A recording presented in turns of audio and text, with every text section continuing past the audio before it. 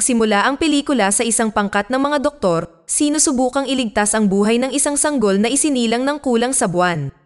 Makalipas ang ilang sandali, tinawag ang ina ng sanggol na si Diane Sherman upang tingnan ang kalagayan ng kanyang sanggol na humantong sa kritikal na yugto at tinanong niya kung magiging okay ang sanggol.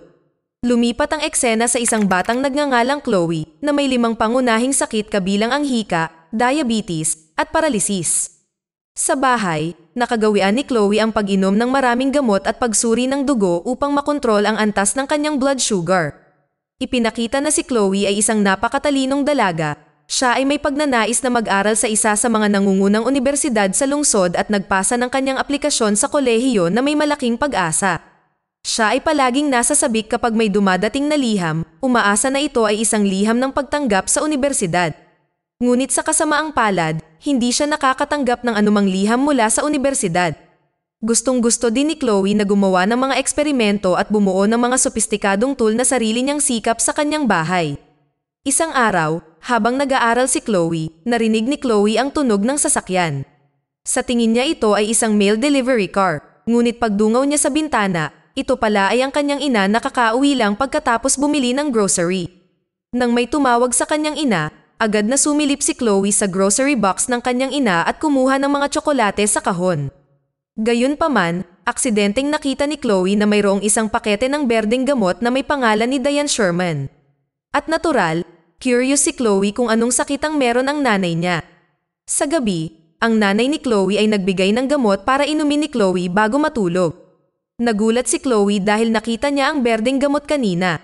Tinanong niya ito sa kanyang ina at sinabi niyang ito ay gamot ni Chloe at ang pangalan sa pakete ng gamot ay pangalan lamang ng gumagamit. Si Chloe na nagtataka pa ay nagpatuloy sa pag-inom ng gamot at dumiretso sa pagtulog.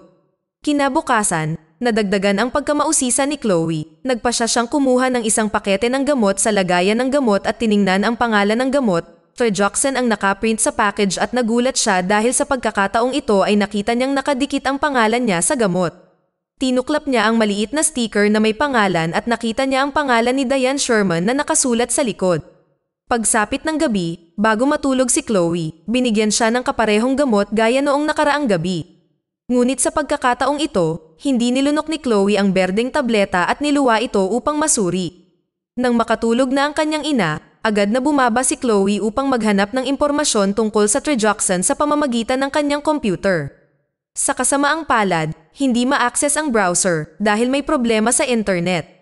Habang gumagamit ng computer, hindi na malaya ni Chloe na may nakatingin sa kanya sa sulok ng kwarto.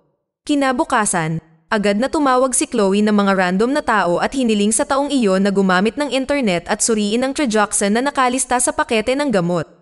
Gamot pala sa puso ang Trejoxan, pero kakaiba dahil ang Trejoxan ay pulang tableta, hindi berde. Nagsimulang maghinala si Chloe na may ginagawa ang kanyang ina. Curious pa rin si Chloe, kaya pinapunta niya ang kanyang ina sa sinehan bilang dahilan para maghanap ng impormasyon doon. Habang nasa sinehan, sinabi ni Chloe kay Diane na gusto niyang pumunta sa banyo. Umalis si Chloe sa sinehan at dumiretso sa pinakamalapit na pharmacy.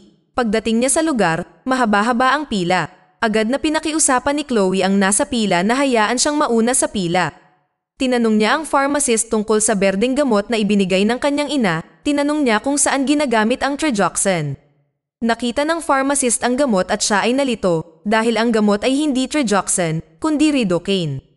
Ang gamot ay kadalasang ginagamit para sa mga aso. Nagulat si Chloe nang marinig ang pahayag na ito. Ang kanyang mundo ay nabaligtad. Tinanong niya kung ano ang mangyayari kapag umiinom ang tao ng gamot na ito. Sinabi ng pharmacist na kung ang isang tao ay umiinom ng gamot na ito, siya ay makakaranas ng paralisis. Biglang dumating si Diane at agad na tinurak ng anesthetic ang binti ni Chloe, dahilan upang ang pagsisiwalat na ito ay biglang magwakas at hinatid siya ng kanyang ina sa bahay. Maya-maya sa bahay, si Diane ay nagsimulang magpanik kaya kinulong niya si Chloe sa kwarto niya at lumabas siya para bilhin ang bagong paralytic medicine na nahanap niya sa internet. Nagising si Chloe at napagtanto niyang ikinulong siya ng kanyang ina sa silid. Si Chloe ay isang matalinong dalaga, kaya mayroon siyang ilang mga trick upang i-unlock ang pinto. Sa kasamaang palad, naisip ito ng kanyang ina at inilagay ang broom handle upang harangan ang pinto. Pero hindi ganoon kadaling sumuko si Chloe. Ginamit ni Chloe ang kanyang mga kasanayang pang-agham at teknikal at kumuha ng panghinang, kumot, at naglagay ng tubig sa kanyang bibig. Pagkatapos ay lumabas siya sa bintana at gumapang sa bubong ng kanyang bahay upang pumunta sa susunod na silid. Habang tumitindi ang suspense, ginamit niya ang init mula sa panghinang at pagkatapos ay ang tubig upang basagin ang salamin sa bintana ng susunod na silid. Ginamit na placemat ang kumot para hindi malantad sa basag na salamin ang katawan ni Chloe. Pagkalabas niya sa bintana, naramdaman niya ang pag-atake ng kanyang hika at sa kasamaang palad, nakalimutan niyang dalhin ang kanyang inhaler. Si Chloe ay sinusubukang gumapang na may nanginginig na hininga upang marating ang kanyang silid. Pagdating sa kanyang silid, agad niyang ginamit ang kanyang inhaler para maibsan ang kanyang hika sa oras. Agad na sumakay si Chloe sa kanyang wheelchair at nagmamadaling tumakbo palayo sa kanyang bahay. Gayunpaman, ang elevator na ginamit ni Chloe sa pagbaba ng hagdan ay sinira ng kanyang ina. Pagkatapos ay desperado na itinapon niya ang wheelchair at gumapang pababa ng hagdan hanggang sa bigla siyang nadulas at gumulong pababa. Sa pagbagsak niya ay may milagrong naramdaman si Chloe, naramdaman at nagalaw niya ang kanyang daliri sa paa dahil matagal na siyang hindi nakakainom ng gamot na ibinibigay sa kanya ng kanyang ina. Lalo siyang naging kumbinsido na ang kanyang ina ay isang psychopath. Agad na sumakay si Chloe sa kanyang wheelchair at lumabas ng kanyang bahay sa pamamagitan ng daan na papunta sa lungsod. Biglang narinig ni Chloe ang tunog ng paparating na sasakyan, natakot si Chloe na kotse ito ng kanyang ina at agad na nagtago.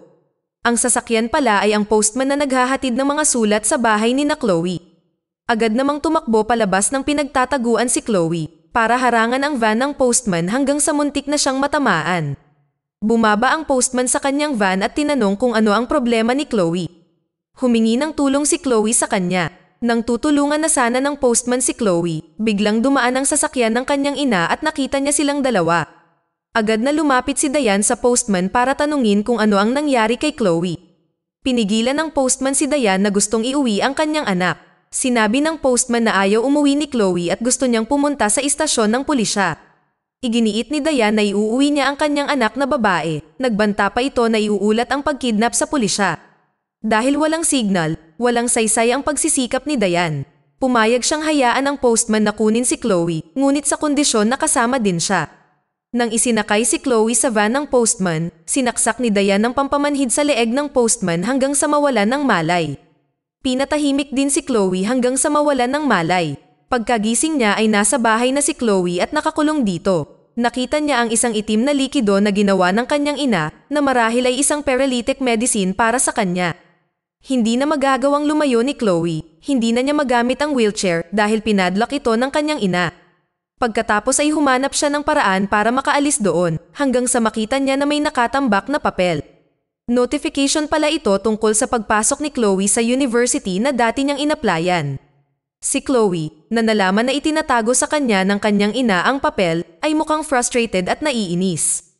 Ang pagtuklas ay nagpatuloy. Nakahanap si Chloe ng ilang larawan na nagpapakita na dati siyang malusog at hindi paralisado. At ang mas nakakagulat, nakita niya ang isang papel na naglalaman ng isang tala ng pagkamatay ng isang sanggol na nagngangalang Chloe na namatay 2 oras pagkatapos ipanganak, kasama ang isang pahayagan na naglalaman ng balita ng isang sanggol na dinukot sa parehong lugar kasabay ng petsa ng pagkamatay ni Chloe. Sa oras na iyon, napagtanto ni Chloe na hindi siya ang biological na anak ni Diane at siya ang bata na ninakaw mula sa kanyang biological na mga magulang. Nabatid na hindi naligtas ang baby ni Diane na ipinakita sa simula ng pelikula. At dahil doon, naging frustrated si Diane kaya dinukot niya ang baby ng iba sa ospital para palitan ang namatay niyang baby. Nang na-stress at nalilito na si Chloe, dumating si Diane. Sinabi niya sa kanya na hindi talaga siya ang kanyang ina at siya rin ang nagbigay ng sakit at nagparalisa sa lahat ng oras na ito gamit ang mga gamot. Sinabi ni Diane na ginawa niya ito dahil mahal niya si Chloe. Sinabihan niya si Chloe na kalimutan ang lahat ng ito at bumalik sa dati, itinapon ang mga gamot ni Chloe. Si Chloe na natatakot pa rin ay tumanggi sa sinabi ng kanyang ina hanggang sa maubos ang kanyang pasensya. Pagkatapos ay kinuha ni Diane ang itim na pinaghalong likido gamit ang isang serum upang iturok ito kay Chloe. Lalong natakot si Chloe, agad siyang tumakbo sa likod ng aparador at nilock ito. Nakahanap si Chloe ng lason at nang buksan ng kanyang ina ang pinto, ininom agad ni Chloe ang lason hanggang sa ma-overdose siya. Napaiyak si Diane nang makitang naghihingalo ang kanyang anak dahil sa lason. Dito, mahihinuha na mahal ni Diane si Chloe na gusto niyang kontrolin ang bawat galaw na ginagawa ni Chloe mula nang ipanganak. Pero ang malaking tanong dito, pag-ibig nga ba ito? O isang makasariling pag-ibig? Ngayon, si Chloe, na nalason, ay agad na dinala sa ospital para sa medikal na paggamot. Pero buti na lang at matagumpay na napagaling si Chloe ng mga doktor doon, ngunit nahihirapan pa rin siyang gumalaw at magsalita. Nakita ni Chloe ang kanyang ina na nakatitig sa kanya sa pamamagitan ng salamin sa kwarto ni Chloe. Si Chloe, na nakakita nito, ay agad na humingi ng tulong sa nurse sa kanyang silid sa pamamagitan ng pagpindot sa help button. Hindi pa nakakapagsalita si Chloe, kaya ginamit niya ang kanyang mata para magpahiwatig. Binigyan ng nurse si Chloe ng note at crayola para may maisulat siya. Habang si Chloe ay bumubuo ng isang salita, isang bigla ang emergency alarm ang tumunog. Ang emergency alarm pala ay isang sabotahe na ginawa ni Diane para maakit ang atensyon ng nurse. Hindi nagtagal, pumasok si Diane sa silid ni Chloe at agad na inalis ang lahat ng kagamitang medikal ni Chloe at inilabas siya. Pagkabalik ng nurse sa kwarto ni Chloe, nagulat siya sa pagkawala ni Chloe. Nakita ng nurse ang note na isinulat ni Chloe na may nakasulat na, "Mom." Agad itong sinumbong ng nurse sa security para hanapin si Chloe. Si Chloe ay pilit na dinadala ng kanyang ina, hindi siya makahingi ng tulong. Nang halos makalabas na siya ng ospital, sa escalator, hindi maigalaw ng nanay ni Chloe ang wheelchair ni Chloe. Ginamit pala ni Chloe ang kanyang mga binti para pigilan ang wheelchair sa pwesto. Tama, dito, medyo naigagalaw ang mga paa ni Chloe. Hindi nagtagal, dumating ang mga security guard para pigilan sila sa pag-alis. Nang makita ito ni Diane ay agad na tinutukan ng baril ang security officer na nagsasabing gusto lang niyang umuwi kasama ang kanyang anak. Nagawa ng isa sa mga security guard na barilin si Diane at nahulog ito sa hagdan. Nailigtas si Chloe at si Diane ay matagumpay na iniligtas ng mga awtoridad. Lumipat ang eksena makalipas ang 7 taon sa isang mental hospital. Si Chloe, na ngayon ay nasa hustong gulang na, ay ipinakita na nagagawa niyang igalaw ang kanyang mga binti kahit na ito ay isang medyo mahirap para sa kanya. Doon, may binisita si Chloe na lumalabas na si Diane Sherman pala. Sinabi ni Chloe na napakasaya ng buhay niya ngayon kasama ang kanyang tunay na pamilya, marami siyang kaibigan, at nakapagtapos pa siya sa paborito niyang unibersidad. Bago magpaalam si Chloe ay parang may nilabas siya sa bibig niya na gamot pala sa aso, ang parehong gamot na binibigay ni Diane sa kanya. Pagkatapos ay sinabi ni Chloe na, "I love you, Mom. Ngayon ay ibuka mo ang bibig mo ng malaki."